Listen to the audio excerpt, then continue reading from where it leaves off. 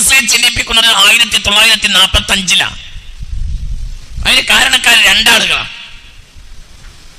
ഒന്ന് മഹാനായ സയ്യിദ് അബ്ദുറഹ്മാൻ ബാഫഖ് തങ്ങളും ഒന്ന് പറവണ്ണ മൊഹിദ്ദീൻകുട്ടി മുസ്ലിയാരും.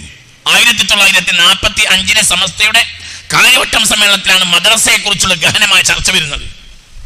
ആ വർഷമാണ് പറവണ്ണ സമസ്തയുടെ വൈസ് പ്രസിഡന്റ് ആവുന്നത്. പിന്നീട് 1951 ഇസ്ലാമിക വിദ്യാഭ്യാസ ബോർഡ് നിലവിൽ വന്നു. ആ വർഷത്തിന് 2 പ്രാധാന്യങ്ങളുണ്ട്. എന്താണ് ആ വർഷത്തിന്റെ പ്രാധാന്യം? ഒന്ന്, ആ വർഷമാണ് വിദ്യാഭ്യാസ ബോർഡ് നിലവിൽ വന്നത്. ആ വർഷമാണ് പറവണ്ണ സമസ്ത കേരള ജമിയത്തുൽ ജനറൽ സെക്രട്ടറി ആയത്. നിങ്ങളെ വലിപ്പത്തിൽ എത്രയാണ് നിങ്ങൾ ചിന്തിക്കേണ്ടത്? ശംസുൽ ഉലമക്ക് മുമ്പ് സമസ്തയുടെ ജനറൽ സെക്രട്ടറി ആയ ആളാണ് നിങ്ങളുടെ നാട്ടുകാരൻ ബഹുമാനപ്പെട്ട പറവണ്ണ മൊഹിദ്ദീൻകുട്ടി മുസ്ലിയാർ. ആ ഒഴിവിലേക്കാണ് 1957 മഹാനായ പറവണ്ണ ഉസ്താദിന് 1957 രോഗം ബാധിച്ചു. ആ വർഷം തന്നെ മരിച്ചു. അനാരോഗ്യം കാരണം, രോഗം കൊണ്ട് കിടപ്പിലായത് കാരണം കാര്യങ്ങളിൽ സംബന്ധിക്കാൻ കഴിയാതെ വന്നു. അപ്പോൾ തൽസ്ഥാനം രാജിവെച്ചു. ആ ഒഴിവിൽ വന്ന ആളാണ് 1996 വരെ സമസ്തയെ ഭരിച്ചത്. ആര്? മഹാനായ ശംസുൽ ഉലമ ഇ.കെ. അബൂബക്കർ മുസ്ലിയാർ. അല്ലാഹു ലക ദറജ ഏറ്റി കൊടുക്കട്ടെ. അത് നിങ്ങൾക്ക് പറഞ്ഞത് മനസ്സിലായില്ലേ? 1951 മുതൽ 1957 വരെയുള്ള കാലഘട്ടത്തിൽ സമസ്ത കേരള ജമിയത്തുൽ ഉലമയുടെ ജനറൽ സെക്രട്ടറി പറവണ്ണക്കാരനാണ്. ജനറൽ സെക്രട്ടറി, തിരുവായിക്ക് എതിർവായില്ലാത്ത ജനറൽ സെക്രട്ടറി. 10 ലക്ഷം കുട്ടികൾ ഇന്ന് സമസ്തയുടെ വിദ്യാഭ്യാസ മദ്രസയിൽ മാത്രം പഠിക്കുന്നുണ്ട്. ഇന്ന് അതിന്റെ ആദ്യത്തെ പ്രസിഡന്റ് പറവണ്ണ മൊഹിദ്ദീൻകുട്ടി മുസ്ലിയാർ, ആദ്യത്തെ പ്രസിഡന്റ്. ഏറെ സാഹചര്യം മഹാനായ PMS പൂക്കോയത്തങ്ങളും മഹാനായ സയ്യിദ് അബ്ദുറഹ്മാൻ ബാഫഖ് തങ്ങളും ജീവിച്ചിരിക്കുന്ന കാലത്ത് വിദ്യാഭ്യാസ ബോർഡിന്റെ ആദ്യത്തെ പ്രസിഡന്റ്. നിങ്ങൾക്ക് പറഞ്ഞത് മനസ്സിലായോ? അപ്പൊ ആളാരായിരിക്കും? നിങ്ങൾക്ക് പറഞ്ഞത് മനസ്സിലായിട്ടില്ല. നിങ്ങളത് ചിന്തിക്ക്. മഹാനായ പാണക്കാട്ട് PMS പൂക്കോയത്തങ്ങളും മഹാനായ സയ്യിദ് റഹ്മാൻ ബാഫഖ് തങ്ങളും ജീവിച്ചിരിക്കുന്ന കാലത്ത് ഇസ്ലാമിക വിദ്യാഭ്യാസ ബോർഡ് ഉണ്ടാക്കിയിട്ട് ആദ്യത്തെ പ്രസിഡന്റ് ഐക്യകണ്ഠമായ തീരുമാനം. ഒരാൾ പോലും പറഞ്ഞില്ല അത് പൂക്കോയ തങ്ങളായിക്കോട്ടെ, ഒരാൾ പോലും പറഞ്ഞില്ല അത് ബാഫഖ് തങ്ങളായിക്കോട്ടെ. സമസ്ത കേരള ഇസ്ലാമിക വിദ്യാഭ്യാസ ബോർഡിന്റെ കീഴിൽ കോടാനക്കോടി ആളുകൾ ഇതിനകം പഠിച്ചു പോയിട്ടുണ്ട്. ആ വിദ്യാഭ്യാസ ബോർഡ് ഉണ്ടാക്കിയ ആദ്യത്തെ ആൾ. പറവണ്ണ ചരിത്രത്തിൽ സമസ്ത ഇവിടെ കൊണ്ടുവന്ന ഒരു ചരിത്രം വല്ലാത്തൊരു ചരിത്രമാണ്. അല്ലാഹു ഇസ്സത്ത് നമുക്ക് നിലനിർത്തി തരട്ടെ. അത് വല്ലാത്തൊരു ചരിത്രമാണ്. എന്തുകൊണ്ട്? ഇന്ത്യയിൽ തന്നെ മറ്റു പ്രദേശവാസികൾക്കില്ലാത്ത നേട്ടം. എന്തൊക്കെ പ്രതികൂല സാഹചര്യങ്ങളിലും അള്ളാഹുവിന്റെ ദീന് പഠിക്കാനുള്ള സാഹചര്യങ്ങൾ, കലാലയങ്ങൾ, പള്ളി ദർസുകൾ, പണ്ഡിത ശിരോമണികൾ, ഒരു നൂറ്റാണ്ട് കാലം മതരംഗത്തെ നശിപ്പിക്കാനുള്ള ശ്രമം നടക്കുന്നു. എന്നിട്ട് ഇപ്പോഴും അവരെ നടുത്തളത്തിൽ ഇറങ്ങാൻ സമ്മതിക്കാത്ത വിധത്തിൽ ഇന്നും അള്ളാഹുവിന്റെ സഹായത്താൽ സത്യദീൻ മനസ്സിലാക്കാൻ കേരളീയ മുസ്ലിം സമുദായത്തിന് യാതൊരു പ്രയാസവും ഇല്ലാത്ത വിധത്തിൽ സത്യദീനിനെ ഏതെങ്കിലും ബിദ്അത്തിലേക്ക് പാർശ്വവൽക്കരിക്കാൻ കൊണ്ടുവന്ന എല്ലാ സാഹചര്യങ്ങളെയും പകഞ്ഞു മാറ്റി നേര് സ്ഥാപിക്കാൻ ഇവിടെ മഹത്തായ സമസ്ത കേരള ജംഇയ്യത്തുൽ ഉലമക്ക് കഴിഞ്ഞു എന്നത് സത്യമാണ്. അത് സമസ്തയുടെ നേട്ടം തന്നെയാണ്. അല്ലാഹു സുബ്ഹാനഹു വ തആല ഇസ്സത്ത് നമുക്ക് നിലനിർത്തി തരട്ടെ. ഇവർ 100 കൊല്ലം ചെയ്ത ഒരു സേവനം സമസ്ത ചെയ്തെന്ന് പറഞ്ഞാൽ വല്ലാത്തൊരു 95 കൊല്ലം ചെയ്ത സേവനം വല്ലാത്തൊരു സേവനമാണ്. നിങ്ങൾ ചിന്തിക്കണം. അങ്ങനെയുള്ള നാട്ടിൽ വളരെ ആലോചിക്കണം. ശംസുൽ ഉലമായ കസേരയിൽ ഇരിക്കുന്നതിന് മുമ്പേ ആ കസേരയിൽ ഇരുന്ന മഹാനാണ് നിങ്ങളുടെ നാട്ടുകാരൻ പറവണ്ണ മൊഹിദ്ദീൻകുട്ടി മുസ്ലിയാർ. അത് മാത്രമല്ല, അതേ സമയത്ത് വിദ്യാഭ്യാസ ബോർഡിന്റെ പ്രസിഡന്റും അദ്ദേഹം തന്നെ. ഇന്നത്തെ പോലെയല്ല നിറഞ്ഞ ആലിമീങ്ങൾ നിറഞ്ഞ കാലത്ത് അന്ന് ഖുത്ബി തങ്ങൾ ജീവിച്ചിരിപ്പുണ്ട്,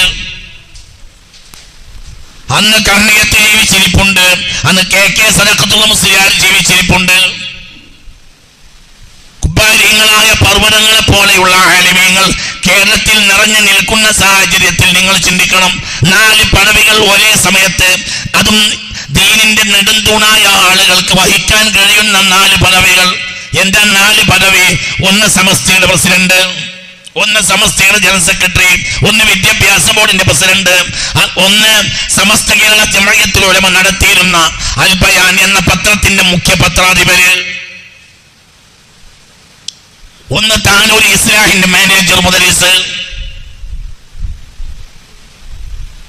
951 മുതൽ 957 അദ്ദേഹം മരിച്ചപ്പോൾ ഈ 4 തസ്തികകൾ അദ്ദേഹം ഏറ്റ 4 തസ്തികകൾ പിന്നെ 4 ആൾക്ക് കൊടുത്ത്. എന്തുകൊണ്ട്? ഒരാൾക്ക് ഒറ്റക്കത് വഹിക്കാൻ കഴിഞ്ഞില്ല. നിങ്ങൾക്ക് പറഞ്ഞത് മനസ്സിലായില്ല. 4 സ്ഥാനം ഒറ്റ സമയത്ത്, അതും പ്രശ്നകലുഷിതമായ കാലഘട്ടത്തിൽ. അതായത് ഇന്ന് ആ സ്ഥാനമൊക്കെ ഏറ്റ് നടത്തുന്ന ആളുകൾക്ക് അത്ര പണിയില്ല. അന്ന് പണിയാ, അന്ന് നിർമ്മാണത്തിന്റെ കാലം, സംഘടനകളില്ല. ഇന്നിപ്പോൾ നമ്മളെ സഹായിക്കാൻ സംഘടനകളുണ്ട്. 951 വിദ്യാഭ്യാസ ഇസ്ലാം സുന്നി യുവജന സംഘം ഉണ്ടാക്കിയിട്ടില്ല. ഇനി സുന്നി യുവജന സംഘം ഉണ്ടാകുന്നത് ഏത് കാലത്താ? 954. അതിന് കാരണം പറവണ്ണയുടെ പ്രസംഗം. നിങ്ങൾ എൻ്റെ കൂടെ ഇല്ല, മനസ്സിലാണ് പറഞ്ഞത്. യുവജനങ്ങൾക്കൊരു സംഘടന വേണമെന്നുള്ള പ്രസംഗം നടത്തിയാല് പറവണ്ണ മൊഹീദ്ദീൻകുട്ടി മുസ്ലിയാർ. അദ്ദേഹത്തിന്റെ ചടുലമായ പ്രഭാഷണം കേട്ട് ജനങ്ങൾ മുഴുവനും ഇളകി വശായി. വളാഞ്ചേരിയിൽ അസറിന് ശേഷം നടത്തിയ പ്രഭാഷണം പിന്നെയും നീണ്ട്. മഗ്‌രിബിന് ശേഷം വലിയ വേദിയിൽ വീണ്ടും പ്രഭാഷണം തുടർന്ന് 1954 കാലഘട്ടം. യുവജനങ്ങൾ തെറ്റായ മാർഗത്തിലേക്ക് പോകുന്നത് കൊണ്ട് യുവജനങ്ങളെ നേരായ മാർഗത്തിൽ നയിക്കാൻ യുവജനങ്ങൾക്കൊരു സംഘടന വേണമെന്ന് കേരളീയ ചരിത്രത്തിൽ, സമസ്തയുടെ ചരിത്രത്തിൽ ഏറ്റവും ശക്തമായി വാദിച്ച ആൾ പറവണ്ണ മൊഹീദ്ദീൻകുട്ടി മുസ്ലിയാര്. അന്ന് അദ്ദേഹം സമസ്തയുടെ ജനറൽ സെക്രട്ടറിയുമാണ്. അദ്ദേഹത്തിന്റെ താല്പര്യപ്രകാരം 1954 സമസ്ത കേരള സുന്നി യുവജന സംഘം നിലവിൽ വന്നു. അദ്ദേഹം ജനറൽ സെക്രട്ടറി സമസ്തയുടെ. അദ്ദേഹത്തിന്റെ താല്പര്യപ്രകാരം സംഘടന വന്നു.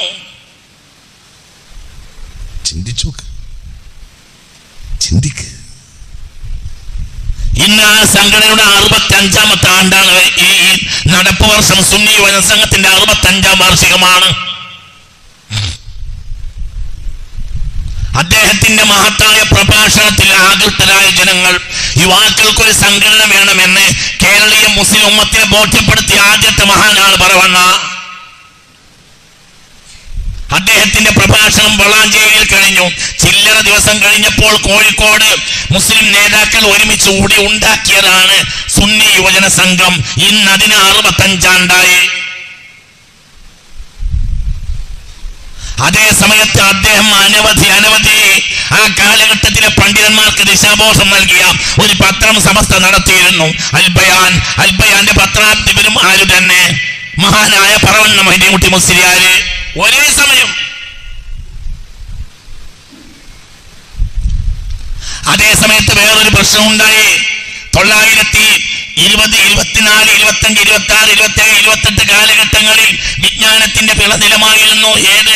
താനൂര് ഇസ്ലാഹ്. എന്നാൽ പാങ്ങക്കാരൻ തിരോഭവിച്ചു. പാങ്ങക്കാരൻ പിന്നെ ശയ്യാവലംബനായി.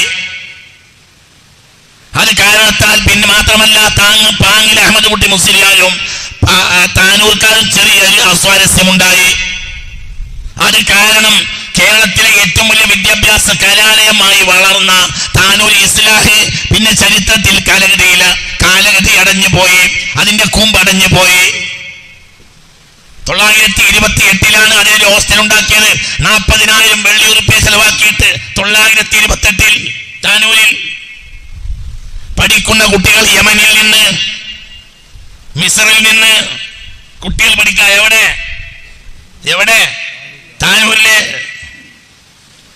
അവർക്ക് വേണ്ടി 40,000 വെള്ളി ഉറുപ്പ്യ ചെലവാക്കിയിട്ട് ഹോസ്റ്റൽ കെട്ടിടമുണ്ടാക്കി അക്കാലത്ത്. പിന്നെ പാങ്ങക്കാരനും താനൂർക്കാരും ചെറിയൊരു അസ്വാരസ്യമുണ്ടായി. അങ്ങനെ ഇസ്ലാഹിന്റെ ചരിത്രപരമായ പ്രാധാന്യം കുറഞ്ഞു. അത് പിന്നെ ഉയർത്താൻ വേണ്ടി വരികയാണ് ആര്? മഹാനായ പറവണ്ണ മൊഹീദ്ദീൻകുട്ടി മുസ്ലിയാർ 954. അപ്പൊ ആ സമയത്ത് അദ്ദേഹത്തിന്റെ അദ്ദേഹം ഏകദേശം ഇസ്ലാമുമായി ബന്ധപ്പെട്ട കാര്യങ്ങളെല്ലാം ഒരു 2-3 വർഷം ഇസ്ലാം പിന്നെ ഉണർന്നിട്ടുണ്ട് കുറച്ചു കാലം. 1957 പറവണ്ണ മരിക്കുന്നതോടുകൂടെ താനൂർ പിന്നെയും ദീനി വിജ്ഞാനത്തിൽ പുറകോട്ട് പോയി. ഈ താനൂര് നമ്മൾ മനസ്സിലാക്കേണ്ടത് എന്താണെന്നറിയാം? താനൂർ എന്നാൽ ഇമാം നവവി റളിയല്ലാഹു അൻഹു ഡമാസ്കസിന്റെ പരിസരത്ത് നവായിൽ ദർസ് നടത്തിയിരുന്ന കാലഘട്ടത്തിൽ ഇവിടെ ദർസ് നടക്കുന്നുണ്ട്. ആ വിഷയത്തിൽ കിതാബുണ്ട്. താനൂർ എന്ന് പറഞ്ഞാൽ ഒരു കാലത്ത് ചരിത്രത്തിൽ വലിയ പ്രധാനമുള്ള സ്ഥലമാണ്. വലിയ കുളങ്ങര അങ്ങനെ അല്ലേ പള്ളി. ആ പള്ളിയെ പറ്റി അറബി ചരിത്രത്തിലുണ്ട്. ഒരുപാട് അറബി മുദരിസമാരെ നടത്തിയിട്ടുണ്ട്. ആ ചരിത്രം പിന്നെ ഉയർത്തിക്കൊണ്ടുവരുന്നത് 20-ാം നൂറ്റാണ്ടിൽ പാങ്ങക്കാരനാണ്. പക്ഷെ പാങ്ങക്കാരന്റെ കാലത്ത് രാഷ്ട്രീയ പ്രശ്നങ്ങളുണ്ടായി. രാഷ്ട്രീയ പ്രശ്നം എന്ന് പറഞ്ഞാൽ 921 ലഹള, കോൺഗ്രസ് മുസ്ലിമീങ്ങളും തമ്മിലുള്ള ചെറിയ ചില അസ്വാരസ്യങ്ങൾ, മുജാഹിദ് വിഭാഗത്തിന്റെ നേതാക്കന്മാർ കോൺഗ്രസിൽ കുടിയേറിയത്, അദ്ദേഹം അടിസ്ഥാനപരമായി കോൺഗ്രസ്സുകാരനാണ്, പാങ്ങക്കാരൻ. അങ്ങനെ കോൺഗ്രസും പാങ്ങക്കാരും തമ്മിൽ തെറ്റി. പിന്നെ പാങ്ങക്കാരൻ ഒരു പുതിയ പാർട്ടി ഉണ്ടാക്കി, ജസ്റ്റിസ് പാർട്ടി. ഉപ്പി സാഹിബിനെ കൂട്ടി. അതാണ് 1936 മലബാർ ജില്ലാ ലീഗായത്. അതാണ് പിന്നെ 1948 ഇന്ത്യൻ യൂണിയൻ മുസ്ലിം ലീഗായത്. ഇതിന്റെ അടിസ്ഥാന ആരാണ്? പാങ്ങക്കാരനാണ്. പക്ഷെ പാങ്ങക്കാരൻ പിന്നെ രോഗിയായി. പിന്നെ താനൂരിന്റെ പ്രാധാന്യം കുറഞ്ഞു. പിന്നെ അത് ഉയർത്തിക്കൊണ്ടുവരുന്നത് 1954 ആ രംഗം ഏറ്റെടുക്കുകയാണ് ആര്? പറവണ്ണ. പക്ഷെ 3 കൊല്ലം കൊണ്ട് പറവണ്ണ രോഗിയായി. അതോടുകൂടെ താനൂർ പിന്നെയും പുറകോട്ട് പോയി. അത് പിന്നെ തിരിച്ചു വരുന്ന ഈ അടുത്ത കാലത്ത് ഈ കുട്ടികളൊക്കെ വന്ന് നമ്മുടെ പുതിയ വാഫി സംവിധാനങ്ങളൊക്കെ വരുന്നതോട് കൂടിയാണ്. അങ്ങനെ വന്നിട്ടുണ്ടെങ്കിൽ ഇപ്പം അതിൻ്റെ അവസ്ഥ പൂർണ്ണമായും ആ അവസ്ഥയിലേക്ക് ഉയർന്നോ ഇല്ലയെന്ന് എനിക്കറിയില്ല. പക്ഷെ ആ ഒരു കാലം എന്ന് പറഞ്ഞാൽ അത് വല്ലാത്തൊരു കാലമാണ്. അതെ, ആ പഴയ കാലം എന്ന് പറഞ്ഞത് വല്ലാത്ത. കാരണം ആരാ ഒരു മുദരിസ്? ഒന്ന് കുത്തുബി, ഒന്ന് ശൈഖുനാ ശംസുൽ ഉലമ. ഇവരൊക്കെ മുദരിസമാരാണ്. എവിടെ? താനൂർ ഇസ്ലാമില്. എന്താണെന്ന് വിചാരിച്ച് ഈ ഒരു കാലഘട്ടം എന്ന് പറഞ്ഞാൽ അത് വല്ലാത്തൊരു ആ ഒരു പ്രശ്നകലുഷിതമായ ഒരു കാലഘട്ടത്തിൽ 4 സ്ഥാനം ഒരേ സമയത്ത് ഒരാൾ വഹിക്കുക. ആ മനുഷ്യനാണ് മരിച്ചപ്പോൾ ഈ 4 സ്ഥാനം പിന്നെ 4 ആൾക്ക് കൊടുത്തു. ജനറൽ സെക്രട്ടറിയായി ആ സ്ഥാനം ഏറ്റെടുത്തു മഹാനായ ശൈഖുനാ ശംസുൽ ഉലമ റഹ്മഹുല്ലാഹ്. അതേ സമയത്ത് വിദ്യാഭ്യാസ ബോർഡിന്റെ പ്രസിഡന്റോ അയിനക്കാട് പ്രൈം മുസ്ലിം, അൽബയാന്റെ മുഖ്യ പത്രാധിപരോ കോട്ടുമല അബൂബക്കർ മുസ്ലിയാര്, താനൂർ ഇസ്ലാഹിന്റെ മാനേജറോ കെ.വി. മുഹമ്മദ് മുസ്ലിയാര്. മനസ്സിലാക്കണം, ഈ 4 കരുത്തരായ ആളുകൾ പിന്നീട് ഏറ്റെടുത്ത മഹാകാര്യത്തിന്റെ കാര്യം അടിസ്ഥാനപരമായി ഒറ്റത്തലയിൽ കൊണ്ട് നടക്കുകയായിരുന്നു. ആര്? മഹാനായ പറവണ്ണ മുസ്ലിം. അപ്പൊ അദ്ദേഹത്തിന്റെ കഴിവ് എത്രയായിരിക്കും? ഇത് ഞാൻ പറയാൻ പ്രത്യേക കാരണമുണ്ട്. എന്താണെന്നറിയോ? നിറഞ്ഞ ആലിമീങ്ങൾ നിറഞ്ഞു നിൽക്കുന്ന കാലത്ത് അയാൾക്കൊന്ന് മൂപ്പർക്കൊന്ന് ലോഡ് കുറച്ചിട്ട് മറ്റേ ആളെ ഏൽപ്പിക്കാം എന്ന് ഒരാൾ പറയാതിരിക്കാൻ കാരണം എന്താ? ആ കഴിവുള്ള വേറൊരാൾ ഇല്ലാത്തതുകൊണ്ട് തന്നെയാണ്. ഇല്ലെങ്കിൽ പറയാൻ ലോഡ് കുറച്ച് മറ്റേ കൊടുക്കാമെന്ന്.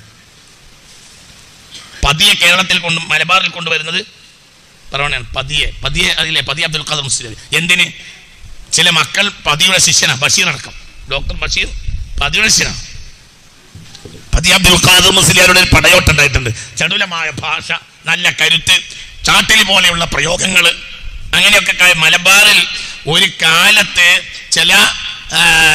ചില എന്താ പറയുക MES-കാരും MES-ന്റെ മറ പിടിച്ച ചില അഭിനവ ഉദ്യോഗസ്ഥ ലോബിയും അവരുടെ വഴിപടച്ച ചില വിദഗ്ധക്കാരും മലബാറിലെ ഇസ്ലാമിക സാഹചര്യം വിഴുങ്ങുന്ന ഒരു ഘട്ടം വന്നപ്പോൾ ആ സാഹചര്യത്തിൽ നിന്ന് മലബാറിനെ രക്ഷപ്പെടുത്തിയ അടിസ്ഥാന കാരണക്കാരൻ പതി അബ്ദുൽ ഖാദർ മുസ്ലിയാരാണ്. പതി അബ്ദുൽ ഖാദർ മുസ്ലിയാരെ മലബാറിൽ കൊണ്ടുവന്നത് പറവണ്ണ മൈദീൻ മുസ്ലിയാരാണ്. ഇതൊക്കെ അടിസ്ഥാന ചരിത്രമാണ്. അതും എങ്ങനെ ഒരു പ്രഭാഷകൻ മറ്റൊരു പ്രഭാഷകനെ എഴുന്നള്ളിക്കൂല. ഒരു മീൻകാരൻ അയാൾ മീൻ വെക്കുന്നിടത്ത് വേറെ ആൾ കൊണ്ടുവരും. നിങ്ങൾക്ക് നിങ്ങൾ എന്തെങ്ങനെ എന്നെ തുറച്ചു നോക്കി നിങ്ങൾക്ക് എല്ലാം പറ്റിയോ? ഒരു മീൻ വെക്കുന്ന ഒരാൾ മീൻ വെക്കുന്നിടത്തേക്ക് വേറെ ആളെ കൊണ്ടുവരുമോ? ഒരു മസാല പിടിയക്കാരൻ അയാൾ മസാല കച്ചവടം നടത്തിക്കൊണ്ടിരിക്കവേ വേറെ ആളെ മസാല കച്ചവടത്തിന് കൊണ്ടുവരുമോ? മനസ്സിലായോ? നിങ്ങൾക്ക് കൊണ്ടുവരുമോ? എന്താ മനുഷ്യന്മാരെ നിങ്ങൾ എൻ്റെ മുഖത്തൊക്കെ പേടിപ്പിക്കുന്നത്? കൊണ്ടുവരൂല. അത് അസൂയയുടെ തത്വശാസ്ത്രം എന്നാൽ ഞാൻ അങ്ങനെയാണ്. മൂല്യർക്ക് മൂല്യര് ശത്രു. രാഷ്ട്രീയക്കാരൻ ശത്രു, ഡോക്ടർ ശത്രു, വക്കീൽ ശത്രു, ബാർബർ ശത്രു. ഇത് തത്വശാസ്ത്ര ശത്രുതയുടെ അടിസ്ഥാനമാണത്. അതങ്ങനെ തന്നെ വരൂ. ഡോക്ടർക്ക് ഒരിക്കലും എഞ്ചിനീയർ ശത്രുവാവില്ല, മോലിയർക്ക് ഡോക്ടർ ശത്രുവാവില്ല. അത് അങ്ങനെ പോവുള്ളൂ. ഡോക്ടർ മോലിയരും ബഹുമാനിക്കും, മോലിയർ ഡോക്ടറും ബഹുമാനിക്കും. മുസ്ലിം ഭക്ഷണം കഴിക്കണ്ടാൽ ഡോക്ടർ അൽഹംദുലില്ലാ നന്നായി തിന്നോളെന്ന് വിചാരിക്കും. എന്തുകൊണ്ട്? എന്നല്ലെങ്കിൽ നാളെ നമ്മുടെ അടുത്ത് വരാനുള്ളതാണ്. ഒരു പ്രശ്നം ഒരു ഉണ്ടാവില്ല. മലബാറിൽ നിറഞ്ഞു നിൽക്കുന്ന പ്രഭാഷകനാണ് ആര്? പറവണ്ണ. ആ കാലത്താണ് പറവണ്ണ പതി അബ്ദുൽ ഖാദർ മുസ്ലിയാരെ മലബാറിൽ കൊണ്ടുവരുന്നത്. പിന്നെ പതി അബ്ദുൽ ഖാദർ മുസ്ലിയാരുടെ പടയോട്ട് പടം നടന്നിട്ടുണ്ട്. അതൊക്കെ ഒരു കാലമാണ്. അതൊക്കെ പഠിക്കണം. ചരിത്രം പഠിക്കുന്ന വേണം. ചരിത്രം എന്ന് പറഞ്ഞാൽ ഒരു സംഭവമാണ്. ചരിത്രം പോലെ ഒരു സംഗതി ഇല്ല. ഫാത്തിഹ സൂറത്തിൽ നിസ്കാരം, നോമ്പാദിയ ഇബാദത്തിന് വേണ്ടി ആയത്തില്ല. ഇയ്യാക നഅ്ബുദു ബസ്. വഇയ്യാക നഅ്ബുദു നസ്തഈനിലേക്ക് ചേർത്തിയാൽ ഇയ്യാക നഅ്ബുദു ആയത്ത് പോലും ഇല്ല.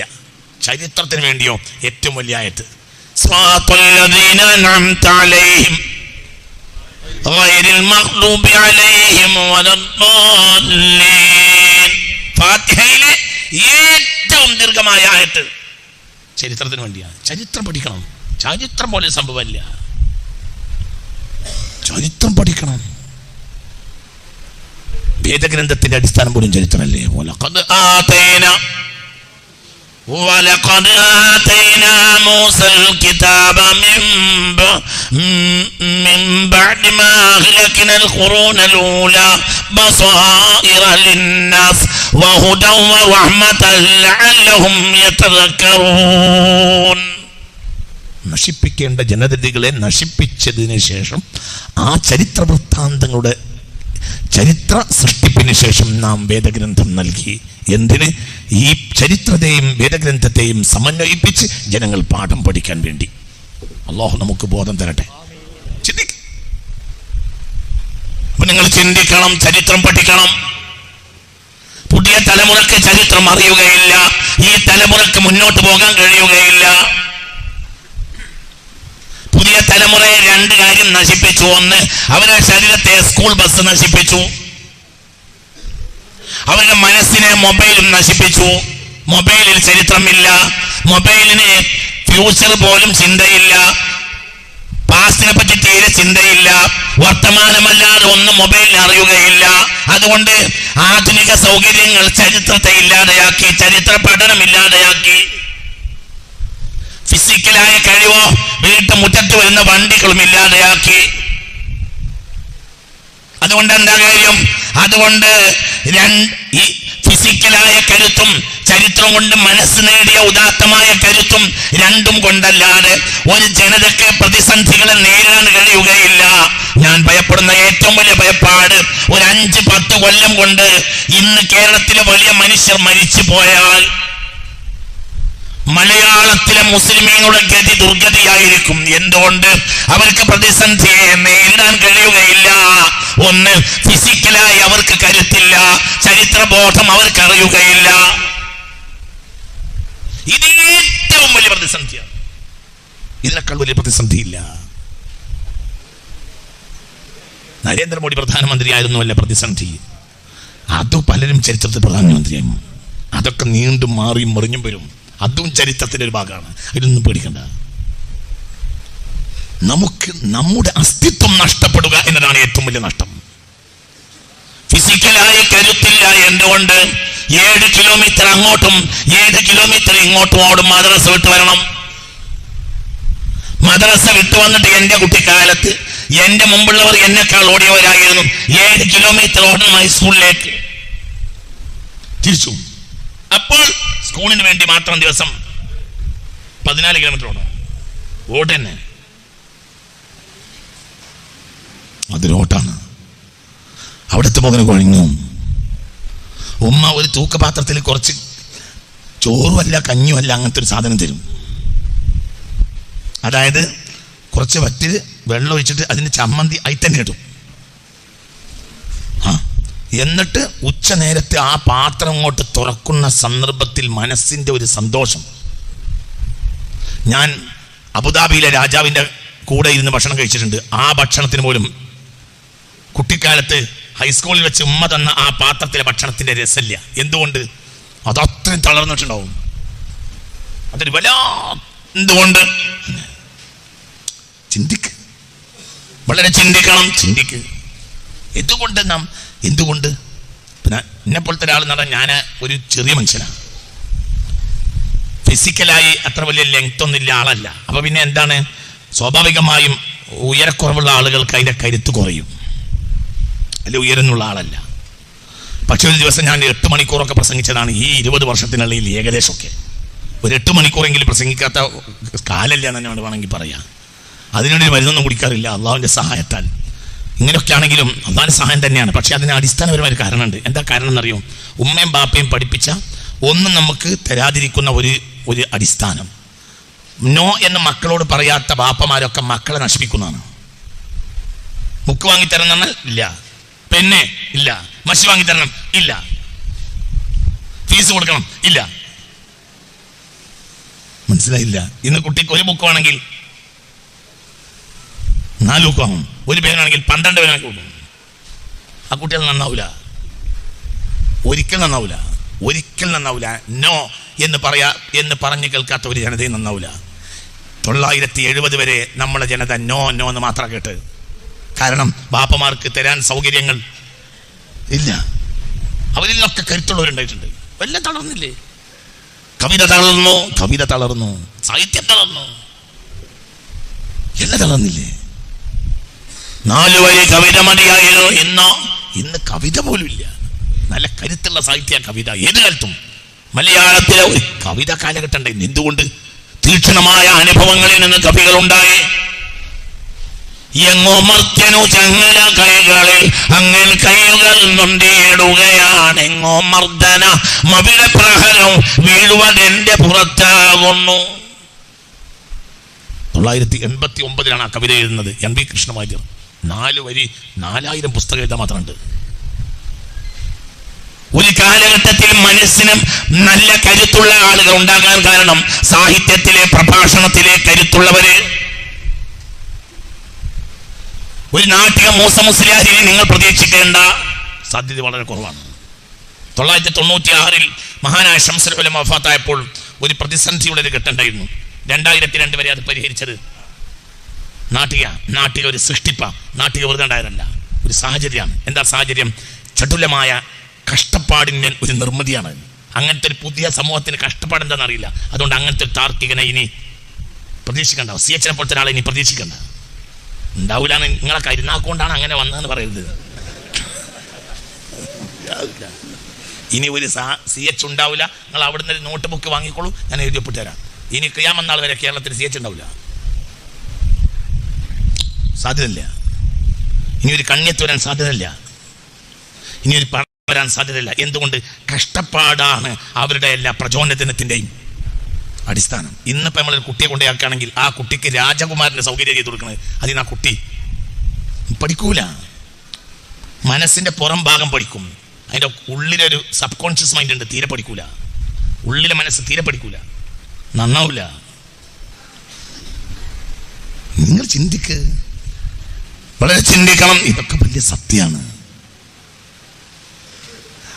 ഈ പറഞ്ഞ ആള് കാനാഞ്ചേരി പള്ളി ദർസിൽ പഠിച്ചിരുന്നു, മുഹമ്മദ് അലി ശിഹാബുരങ്ങൾ. അന്ന് കാനാഞ്ചേരിക്കാർ എന്നോട് പറഞ്ഞിട്ടുണ്ട്, ഉച്ചക്കോ രാത്രിയോ ഒരു നേരത്തെങ്കിലും ചോറ് കൊടുക്കാൻ പറ്റിയ ഒരു വീട് കാനാഞ്ചേരി ഇല്ലാതെ കൊണ്ട് 2 നേരവും കഞ്ഞിയാണ് ഇവിടെ വീടുകളിലൊക്കെ തങ്ങൾ വാപ്പേ എന്ന് പറഞ്ഞപ്പോൾ 2 തരം നേരവും കോയക്ക് കഞ്ഞി തന്നെ മതി എന്ന് പറഞ്ഞു. ആര്?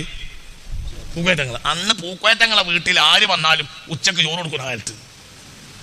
മനസ്സിലായില്ല? പൂക്കോയത്തങ്ങളെ വീട്ടിൽ ഉച്ചക്ക് ആര് വന്നാലും അമ്മറാജി മുന്നിൽ അങ്ങോട്ട് സുപ്രാണ് വിരിച്ചിട്ട് വന്നവർക്കൊക്കെ ചോറ് കൊടുക്കുന്ന കാലത്ത് 2 നേരം തങ്ങളാപ്പ ഇവിടെ 2 നേരത്തിൽ ഒരു നേരെങ്കിലും ചോറ് കൊടുക്കാൻ പറ്റിയ വീട് കാനാഞ്ചേരി ഇല്ല എന്ന് പറഞ്ഞപ്പോൾ 2 നേരം കോയക്ക് കഞ്ഞി മതി. കോയ എന്ന് പറഞ്ഞാൽ ശവങ്ങള്. 2 നേരം കഞ്ഞി കുടിച്ച് പഠിച്ച് ആ മനുഷ്യനാണ് 40 കൊല്ലം ഇന്ത്യൻ മുസ്ലിമീങ്ങളെ പിതാവായത്. എന്താ കാരണം? കഷ്ടപ്പാട്. ഇനി ഒരു പ്രവണൊന്നും ഉണ്ടാവില്ല, അങ്ങനെ നിങ്ങൾ വിചാരിക്കണ്ട. സാഹചര്യമില്ല. മുസ്ലിം സമുദായത്തെ ഇനി ഒരു സാഹചര്യം ഉണ്ടാവില്ല എന്ന് വെച്ചാൽ ഉണ്ടാവില്ല എന്നൊന്നുമല്ല. രണ്ടാം ലോക മഹായുദ്ധം, ഒന്നാം ലോക മഹായുദ്ധം കഴിഞ്ഞപ്പോൾ ബർട്രാൻഡ് റസ്സലിനോട് ഇംഗ്ലണ്ടിലെ പത്രക്കാർ ചോദിച്ചത്രേ, രണ്ടാം ലോക മഹായുദ്ധത്തിലെ ആയുധങ്ങൾ എന്തായിരിക്കും? രണ്ടാം ലോക മഹായുദ്ധം അവസാനിച്ചപ്പോൾ ഇംഗ്ലണ്ടിലെ പത്രക്കാർ വന്ന് ബർട്രാൻഡ് റസ്സലിനോട് ചോദിച്ചു, മൂന്നാം ലോക മഹായുദ്ധത്തിലെ ആയുധം എന്തായിരിക്കും? അപ്പോൾ റസ്സൽ പറഞ്ഞു, മൂന്നാം ലോക മഹായുദ്ധത്തിലെ ആയുധം എനിക്കറിയൂല, നാലാം ലോക മഹായുദ്ധത്തിലെ ആയുധം ഞാൻ പറഞ്ഞുതരാം. അതെന്താന്ന് വെച്ചു, അത് കല്ലായിരിക്കും. കാരണം മൂന്നാം ലോക മഹായുദ്ധം എന്നൊന്നും ഉണ്ടാവുകയാണെങ്കിൽ മനുഷ്യൻ നിർമ്മിച്ചു കൂട്ടിയത് മുഴുവനും മനുഷ്യൻ നശിപ്പിക്കും. പിന്നെ അവൻ ബാക്കിയുണ്ടെങ്കിൽ കല്ലല്ലാത്തൊരായുധം അവൻ്റെ കയ്യിൽ ഉണ്ടാവില്ല. കഷ്ടപ്പാടെന്നല്ലാതൊരു സംഭവം. ഇനി മുസ്ലിം ലോകത്ത് വളർന്നു വരുന്ന ആളുകൾ എവിടെ നിന്നായിരിക്കും എന്ന് നിങ്ങൾക്കറിയോ? സിറിയയിൽ നിന്നായിരിക്കും. എന്തുകൊണ്ട്? സിറിയ തകർന്നു പോയി. യെസ് എന്ന് പറയുന്നൊരു വാപ്പല്ല, ഒക്കെ നോ ആണ്. നമ്മളൊരു കുട്ടിയോട് വിളിച്ച് ചോദിക്കാണ്, മോനെ നിനക്ക് എന്താ പൂതി എന്ന് വെച്ചാൽ കുട്ടി പറയും എനിക്ക് ഡോക്ടറെ വേണം. സിറിയയിലെ കുട്ടിക്ക് അവിടെ പത്രക്കാർ ചോദിക്കുന്നുണ്ട്, കുട്ടിയെ നിനക്ക് എന്താ മോഹം? അപ്പോൾ കുട്ടി പറയാം എനിക്ക് റൊട്ടി തിന്നണം. കേട്ടവരൊക്കെ കഴിഞ്ഞു പോകും. ഒരു കുട്ടിയുടെ ആഗ്രഹമാണ് എന്ത്? പറ, റൊട്ടി തിന്നണം, റൊട്ടി വേണം. ഇതെൻ്റെ ആഗ്രഹം. ഡോക്ടറാണ് ആഗ്രഹമല്ല, എഞ്ചിനീയർ ആഗ്രഹമല്ല. നിങ്ങൾ ചിന്തിക്കണം.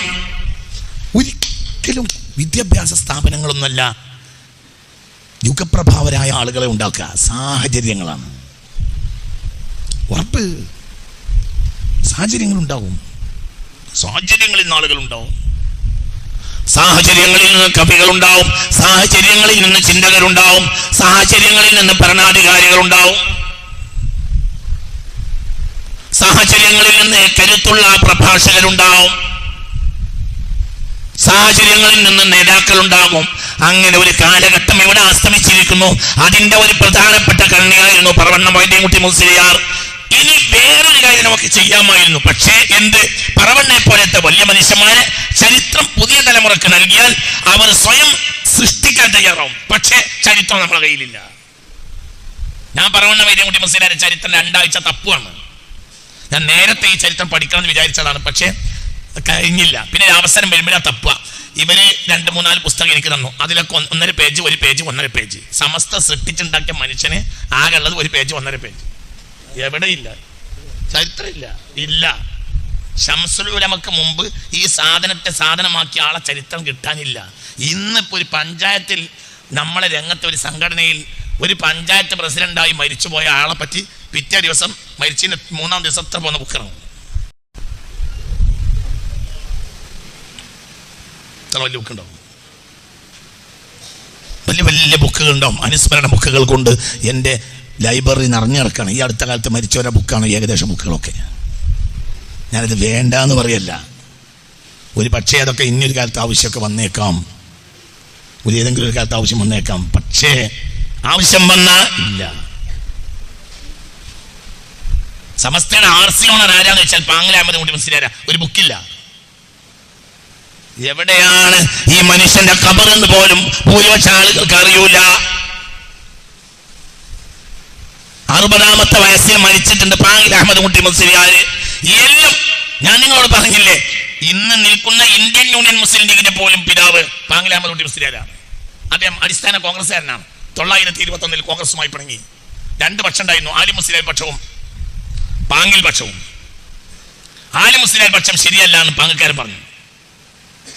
അവർ ജനങ്ങളെ ഭീകരവാദത്തിലേക്ക് എടുത്തു തള്ളും, ജനങ്ങൾക്ക് വലിയ പിൽക്കാലഘട്ടത്തിൽ സൊസൈറ്റിക്ക് വലിയ നഷ്ടം ഉണ്ടാവുമെന്ന് ആദ്യം കണ്ടെത്തിയത് പാങ്ങക്കാരനാണ്. പിന്നെ അദ്ദേഹം ജസ്റ്റിസ് പാർട്ടി ഉണ്ടാക്കി, അതിൽ മലബാർ ജില്ലാ ലീഗായി, അത് പിന്നെ ഇന്ത്യൻ മുസ്ലിം ലീഗായി. അങ്ങനെ ചരിത്രം ചിന്തിക്കുക. അദ്ദേഹത്തെ പറ്റി പഠിക്കണമെങ്കിൽ വല്ലാത്ത പ്രയാസം. കേരളത്തിലെ ആ കാലഘട്ടത്തിന്റെ രാഷ്ട്രീയ സാഹചര്യങ്ങളെ പഠിക്കണം. എന്നാൽ അവരൊക്കെ ഹൃദയത്തിലെ ജീവിതത്തിലേക്ക് വെളിച്ചം വീശുന്ന ഒരു ഗ്രന്ഥം നിലവിലില്ല. പിൽക്കാലഘട്ടത്തിൽ മഹാനായ ശംസുൽ ഉലമ റഹിമഹുല്ലാഹനെ മനസ്സിലാക്കാൻ സൗകര്യങ്ങളുണ്ടായി. എന്തുകൊണ്ട്? അവർ ജീവിച്ച ആ കാലഘട്ടം സംഘടന വളരെ മുന്നോട്ട് പോയിട്ടുണ്ട്.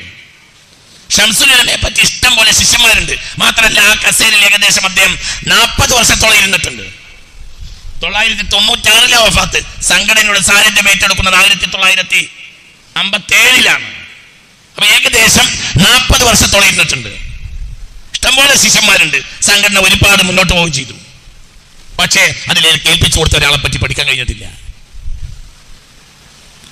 അദ്ദേഹത്തിന് ഏറ്റവും പ്രധാനപ്പെട്ട അദ്ദേഹത്തിന്റെ ഉസ്താദുമാർ പ്രധാനമായി രണ്ടാളുകളാണ്.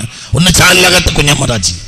ചാലകത്ത് കുഞ്ഞഹമ്മദാജി എന്ന മനുഷ്യൻ ഒരു വേറിട്ട പണ്ഡിതനായിരുന്നു കേരളത്തിൽ. അദ്ദേഹത്തിന്റെ പണ്ഡിതന്മാരൊക്കെ ഒരു സ്ഥാനത്തെത്തിയ ആളുകളാണ്. അദ്ദേഹം ചിന്താപരമായ ഒരു വലിയ വീക്ഷണം കേരളീയ പണ്ഡിതന്റെ ബസ്സിൽ വഴി തുറന്നിട്ട് കൊടുത്ത പണ്ഡിതനാണ് ചാലകത്ത് കുഞ്ഞഹമ്മദാജി. കണ്ണെത്തി ചിരിക്കാറുണ്ടായിരുന്നു. അണപ്പല്ല് കാട്ടി ചിരിക്കും. ഞാൻ ചാലകത്തിന്റെ ശിഷ്യനാണ് എന്ന് പറഞ്ഞുകൊണ്ട് അണപ്പല്ല് കാട്ടി ചിരിച്ചിരുന്നു എന്നാ കണ്ണിയത്തിന് ഭയങ്കര ഇഷ്ട. ഞാൻ ചാലകത്തിന്റെ ശിഷ്യനാണ്. രണ്ടാളാണ് പറവണ്ണ ഉസ്താദിന്റെ ഉസ്താദ്മാര്.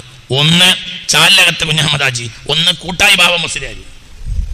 അദ്ദേഹം വലിയ പണ്ഡിതനായിരുന്നു. ഇനി അദ്ദേഹത്തിന്റെ ശിഷ്യന്മാര് ആരുടെ?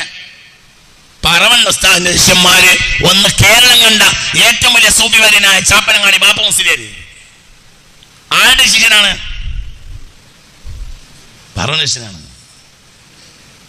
പിൽക്കാലത്ത് സമസ്തയുടെ പ്രസിഡന്റായിരുന്ന കെ അബൂബക്കർ ഹസ്രത്ത്,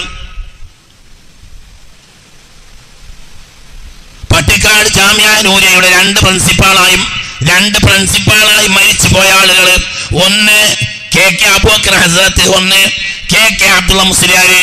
ഇവർ രണ്ടാളുടെയും പ്രധാനപ്പെട്ട ഉസ്താദ് പറവണ്ണ വലിയകുട്ടി മുസ്ലിയാര്.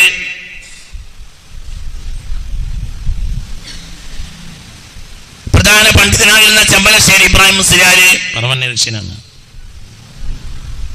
ഞാൻ പറഞ്ഞില്ലേ, വലിയ പണ്ഡിതനും കക്കോവിലെ അനവധി കാലം മുദരിസുമായിരുന്ന സമസ്തയുടെ വിദ്യാഭ്യാസ ബോർഡിന് ഒരുപാട് ഗ്രന്ഥങ്ങൾ എഴുതി കൊടുത്ത എ.പി. അഹമ്മദ് മുസ്ലിയാര്, അദ്ദേഹം പറവണ്ണ ശിഷ്യനാണ്. അനവധി ശിഷ്യന്മാര്, കരുത്തുള്ള ശിഷ്യന്മാര്. നിങ്ങൾ ചിന്തിക്കുക. ചാപ്പനങ്ങാടി ബാപ്പ മുസ്ലിയാർ എന്ന് പറഞ്ഞാൽ വലിയ മഹാനാണ്. തസൗഫിന്റെ കേരളത്തിലെ ഒരു കാലഘട്ടത്തിന്റെ ഉദാഹരണമാണ് ചാപ്പനങ്ങാടി ബാപ്പ മുസ്ലിയാർ. അള്ളാഹു അവരുടെ ദർജ ഏറ്റി കൊടുക്കട്ടെ. ഞാൻ നീട്ടുന്നില്ല, ഞാൻ ചില ഉദാഹരണങ്ങൾ പറഞ്ഞതാണ്. നിങ്ങൾ ചിന്തിക്കണം, അത്ര വലിയ കഴിവുള്ള ആളുകൾ. ഒരുപാട് സ്ഥാപനങ്ങൾ കേരളത്തിലുണ്ടായി. മുക്കം യത്തീംഖാന എന്ന് പറഞ്ഞാൽ കേരളത്തിലെ ഏറ്റവും പ്രധാനപ്പെട്ട യത്തീംഖാനകളിൽ ഒന്നാണ്. മുക്കം യത്തീംഖാനയുടെ സ്ഥാപകൻ പറവണ്ണ മഹിദീൻകുട്ടി മുസ്ലിയാര്. മുക്കം യത്തീംഖാന സ്ഥാപിച്ചവരാണ്. യത്തീംഖാന എന്ന് പറഞ്ഞാൽ ഒരു കാലഘട്ടത്തിന്റെ അനിവാര്യതയായിരുന്നു. ഒരു കാലഘട്ടത്തിന്റെ അനിവാര്യത തിരിച്ചറിഞ്ഞ എന്താ കാരണം? ബ്രിട്ടീഷുകാർ മാപ്പിളമാർക്കെതിരെ ചെയ്തിട്ടുള്ള ദ്രോഹം. മാപ്പിളമാരുടെ രക്ഷിതാക്കളെയൊക്കെ ഏകദേശം ബെല്ലാരിയിൽ ജയിലിലടച്ചു, അണ്ടമാനിലേക്ക് നാടുകടത്തി. അപ്പോൾ യത്തീംഖാന ഉണ്ടാക്കൽ അത്യാവശ്യമായി. ഇന്ത്യയിലെ ആദ്യത്തെ യത്തീംഖാന മലബാറിലാണ്. JDT അബ്ദുൽ ഖാദിർ ഖുസൂരി എന്ന ലാഹോറി പണ്ഡിതൻ വന്ന് കേരളത്തിൽ മലബാറിൽ തുടങ്ങിയതാണ് JDT, ജംഇയ്യത്തെ ദഅവത്തെ ഓർ തബ്ലീഗ് ഇസ്ലാം എന്നാണ് ഇതിന്റെ പൂർണ്ണമായ പേര്. അതാണ് കോഴിക്കോട് JDT. അത് അബ്ദുൽ ഖാദിർ ഖുസൂരിയാണ് തുടങ്ങിയത്. ഇന്ത്യയിലെ, അതായത് ഇന്നത്തെ ഇന്ത്യ, പാകിസ്ഥാൻ, ബംഗ്ലാദേശ് എന്നുൾപ്പെടുന്ന അവിഭക്ത ഇന്ത്യയുടെ ആദ്യത്തെ യത്തീംഖാന കോഴിക്കോട് JDT. ആ കാലഘട്ടത്തിൽ സമാനമായി തൊട്ടടുത്ത് ഉണ്ടാക്കപ്പെട്ട ഒരു യത്തീംഖാനയാണ് മുക്കം യത്തീംഖാന. ആരാണ് സംസ്ഥാപകൻ? പറവണ്ണ മഹിദീൻകുട്ടി മുസ്ലിയാര്. അവിടെ നിന്ന് പഠിച്ച IAS ആയി കലക്ടറായി ജോലി ചെയ്യുന്നവരുണ്ട് ഇന്ത്യ രാജ്യത്ത്. അതൊക്കെ പറവണ്ണ മഹാനവറുകളുടെ ഒരു കറാമത്തായിരിക്കും. അള്ളാഹു യത്തീംഖാനി പഠിച്ചൊരു കുട്ടി IAS പാസ്സായി കലക്ടറാവാന്ന് പറഞ്ഞാൽ അത്ഭുതമല്ലേ? ആ യത്തീംഖാന ഉണ്ടാക്കിയത് പറവണ്ണ മഹിദീൻകുട്ടി മുസ്ലിയാരാണ്. അള്ളാഹു ദർജ ഏറ്റി കൊടുക്കട്ടെ. ചിന്തിക്ക്. സ്ത്രീ വിദ്യാഭ്യാസത്തിന് സുന്നികൾ എതിരാണെന്ന് പറഞ്ഞ കാലഘട്ടത്തിൽ പെൺകുട്ടികൾക്ക് വേണ്ടി കേരള ചരിത്രത്തിൽ ആദ്യമായി ഉണ്ടാക്കിയ മദ്രസത്തുൽ ബനാത്ത്, അതിന്റെ സംസ്ഥാപകൻ പറവണ്ണ മുസ്ലിയാര്.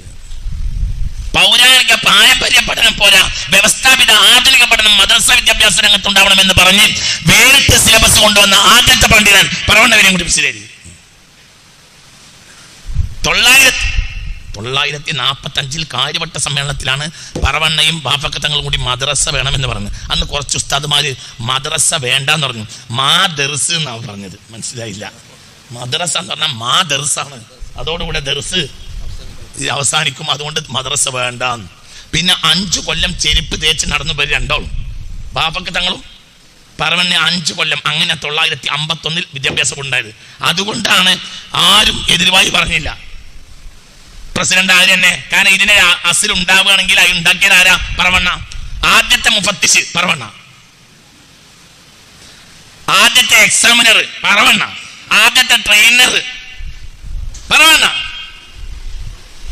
മനസ്സിലായില്ല? മുഅല്ലിം ട്രെയിനിങ് കോഴ്സ് ആദ്യമായി തുടങ്ങിയത് പറവണ്ണ. ആരാ ട്രെയിനിങ് കൊടുത്തത്? അദ്ദേഹം തന്നെ. അദ്ദേഹത്തിന് ആര് ട്രെയിനിങ് കൊടുത്തു? അല്ലാഹു. അല്ല, അദ്ദേഹത്തിന് മുമ്പിൽ ട്രെയിനർ ഇല്ലല്ലോ. നിങ്ങൾക്ക് പറഞ്ഞ മനസ്സിലായില്ല?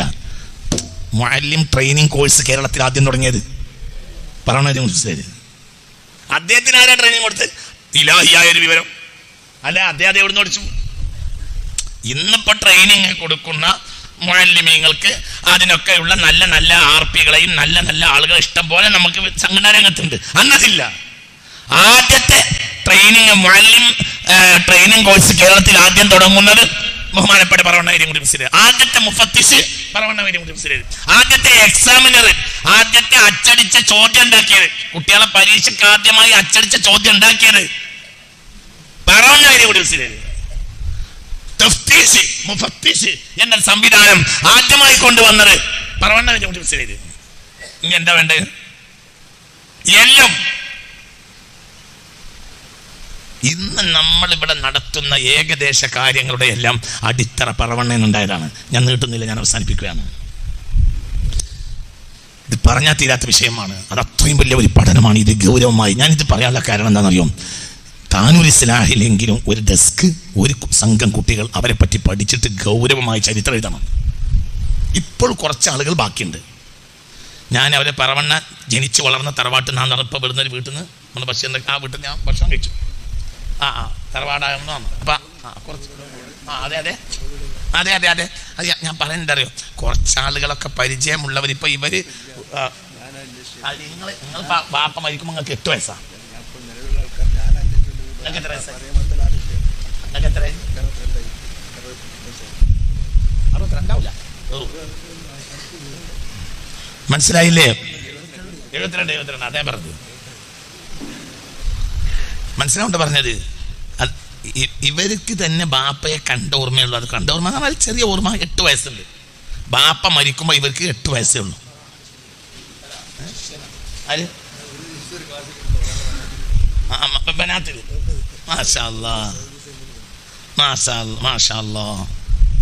ഇപ്പൊ എത്രയും പെട്ടെന്ന് ഈ ചരിത്രം എഴുതി വെച്ചിട്ടില്ലെങ്കിൽ അടുത്ത തലമുറയ്ക്ക് ചരിത്രം കിട്ടൂല.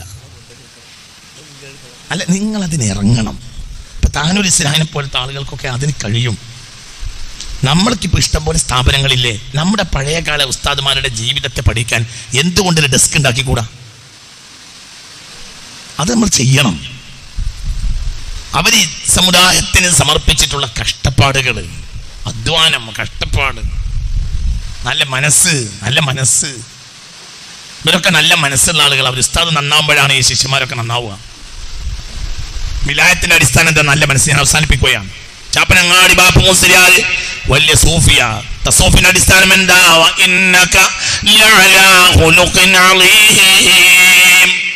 ഉസ്താദിന്റെ മനസ്സേ ശിഷ്യനുണ്ടാവുകയുള്ളൂ. നല്ല മനസ്സിൽ നിന്നല്ലാതെ വിലായത്തുണ്ടാവുകയില്ല. നിസ്കരിച്ചോണ്ടൊന്നും വലിയാവൂല, നോമ്പോച്ചാൽ വലിയാവൂല. വലിയാവണമെങ്കിൽ നല്ല മനസ്സുണ്ടാവണം.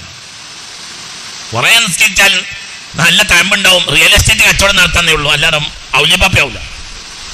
വലിയാകണമെങ്കിൽ നബിയുടെ അടിത്തറ ഖുലുഖാണ്. ചാപ്പനങ്ങാടി ബാബു മുസ്ലിയാർ കേരളം കണ്ട ഏറ്റവും വലിയ വലിയ. ഈ വലിയന്റെ വിലായത്തിന്റെ അടിസ്ഥാനം എന്താ? സൽസ്വഭാവം. എവിടുന്ന് കിട്ടി? ഉസ്താദിൽ നിന്ന്. ഉസ്താദ് മോശകോടനാണെങ്കിൽ അങ്ങനത്തെ ഒരു ശിഷ്യൻ ഉണ്ടാവില്ല. KK അബൂബക്കർ ഹസ്രത്ത് റഹ്മത്തുള്ളാഹി സൽസ്വഭാവി, വല്ലാത്ത സൽസ്വഭാവി. അബൂദാബിക്കാരി എന്നോട് പറഞ്ഞു, അബൂദാബിയിലേക്ക് KK ഉസ്താദിനെ ഒരിക്കൽ വയലിന് കൊണ്ടുവന്ന് വയല് കഴിഞ്ഞ് പോയി. കൂടെ വേറൊരാളുണ്ട്, ഒരു ഉസ്താദുണ്ട്. അങ്ങനെ വയല് കഴിഞ്ഞപ്പോൾ ഇവരെന്തോ ഒരു പൈസ കൊടുത്ത് ആ പൈസ വാങ്ങിയില്ല. അദ്ദേഹത്തിന് കൊടുക്കി. അദ്ദേഹത്തിന് കുറച്ച് കഷ്ടപ്പാടാണ്. എനിക്ക് അത്ര വലിയ പ്രശ്നമൊന്നുമില്ല, എനിക്ക് പൈസ വേണ്ട, എൻ്റെ ഒരു കൂടി അങ്ങോട്ട് കൊടുക്കുക. അപ്പോൾ ഒരു മനസ്സ്, എൻ്റെ ഒരു മനസ്സാണ്, എൻ്റെ ഒരു നല്ല മനസ്സാണ്. എവിടുന്ന് ഈ മനസ്സുണ്ടായത്?